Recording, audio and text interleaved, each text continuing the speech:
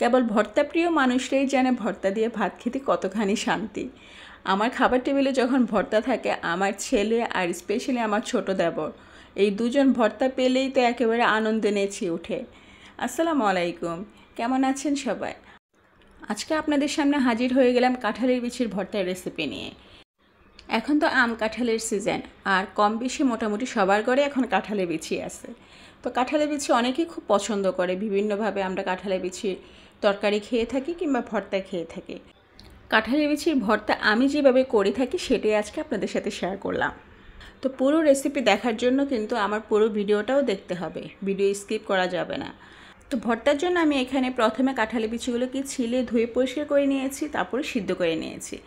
এরপর আমি কড়াইতে সরিষার তেল দিয়ে এখানে কিছু শুকনো মরিচ ভেজে নিয়েছি, আর এরপরে দিয়ে দিলাম কতগুলো কাঁচামরিচ, কয়েক কোয়া রসুন আর কয়েকটা চিংড়ি মাছ।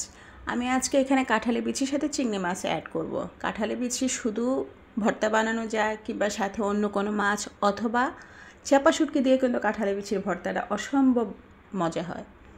তো আমি এখানে সবগুলো ইনগ্রেডিয়েন্টস খুব ভালো করে তেলের মধ্যে ভেজে নিয়েছি, আর পেঁয়াজটা খুব বেশি একটা ভাজবো না, একটু নরম নরম রেখে ভেজে উঠিয়ে নেব। আর এখানে আমার কাছে সামান্য পরিমাণ ধনিয়া পাতা ছিল, সেটুকু দিয়ে দিলাম। তারপরে সব কিছু ভাজা হয়ে গেলে আবার একটু সরিষার তেল দিয়ে কাঁঠালের বিচিগুলোকে একটু ভেজে নিচ্ছি। কাঁঠালের বিচি তো আমার আগে থেকেই সিদ্ধ করা ছিল, তো আবার একটু ভাজা ভাজা করে নিচ্ছি। এই মুহূর্তে যে যেখান থেকে আমার ভিডিও দেখছেন কিংবা আমাকে শুনছেন তাদের সবাইকে জানাচ্ছি অসংখ্য ধন্যবাদ। আর যারা এখনও আমার চ্যানেলে সাবস্ক্রাইব করে দেন না তারা প্লিজ প্লিজ আমার চ্যানেলটি সাবস্ক্রাইব করে দেবেন। আর যারা ফেসবুক পেজ থেকে দেখছেন তারা আমার পেজে একটা লাইক ফলো দিয়ে দেবেন। তো আমার সবগুলো ইনগ্রিডিয়েন্টস একদম ভাজা হয়ে গিয়েছে, এখন আমি এগুলোকে ফাইনালি পাটায় পিষে নিচ্ছি। তো প্রথমে এখানে আমি শুকনো মরিচ, কাঁচামরিচ আর পরিমাণ মতো লবণ দিয়ে মরিচগুলোকে আগে একটু পিষে নেব। শুকনো মরিচের বিচি যেহেতু পিষতে একটু সময় লাগে, সেজন্য আগে মরিচটাকে পিষে নিতে হবে। তারপর এখানে আমি চিংড়ি মাছের খোসা ছাড়িয়ে মাছগুলোকে বেটে নিচ্ছি। যারা কাঁঠালের বিচি খুব বেশি পছন্দ করেন তারা কিন্তু চাইলে সারা বছরের জন্য কাঁঠালের বিচি সংরক্ষণ করে রাখতে পারেন। কাঁঠালের বিচি সুন্দর করে ছিলে ধুয়ে পরিষ্কার করে হাফ সিদ্ধ করে কিন্তু আপনি ফ্রিজে রেখে দিতে পারেন বছর খানিকের মতো, কিচ্ছু হবে না। আপনার যখনই কাঁঠালের বিচির ভর্তা খেতে ইচ্ছে করবে তখনই অনায়াসে আপনি ভর্তা বানিয়ে খেতে পারবেন। এই দিকে কিন্তু আমার একে একে মরিচ, চিংড়ি মাছ, পেঁয়াজ, রসুন সব বাটা মোটামুটি শেষ হয়ে গিয়েছে। তো সবগুলো বাটা শেষ হয়ে গেলে আমি তারপরে এখানে এগুলো যখন বাটা হয়ে যাবে তখন আমি এগুলোকে উঠিয়ে একটা সাইডে রেখে দেব। তারপরে আমি কাঁঠালের বিচিগুলোকে এখানে আবার পিষে নেব।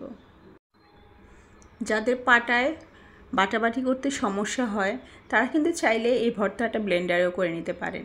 তবে আমার আবার পাটায় ভর্তা বেশি মজা লাগে। ব্লেন্ডারের ভর্তাও ভালো হয়, কিন্তু পাটায় পিষার ভর্তার মজাই কিন্তু আলাদা।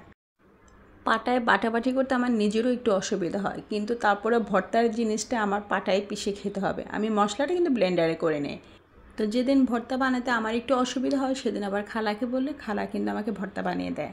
আজকে যেমন আমার ভর্তাটা কিন্তু খালাই বানিয়ে দিচ্ছে, আমি জাস্ট দাঁড়িয়ে থেকে ওনাকে ইনস্ট্রাকশান দিচ্ছি। তো কাঁঠালের বিচিগুলো একদম পিষে হয়ে গিয়েছে, এখন আমি মশলাগুলোর সাথে কাঁঠালের বিচিগুলোকে মিশিয়ে নেব। তারপর আবার আলতো হাতে হালকা করে একটা বাটা দিয়ে সবগুলো জিনিস খুব ভালো করে মিক্সড করে নিতে হবে।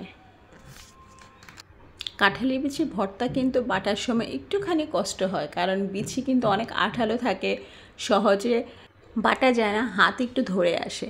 তো যাই হোক, ফাইনালি কিন্তু আমার ভর্তা রেডি হয়ে গিয়েছে।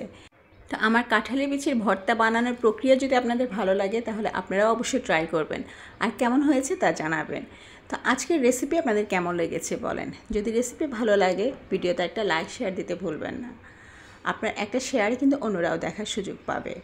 তো আজকের কথা বাড়াচ্ছি না, আগামী পর্বে দেখা হবে আবার নতুন কোনো রেসিপি নিয়ে। সে পর্যন্ত সবাই ভালো থাকবেন, সুস্থ থাকবেন, আমার এবং আমার চ্যানেলের পাশেই থাকবেন। আল্লাহ হাফেজ, আসসালামু আলাইকুম।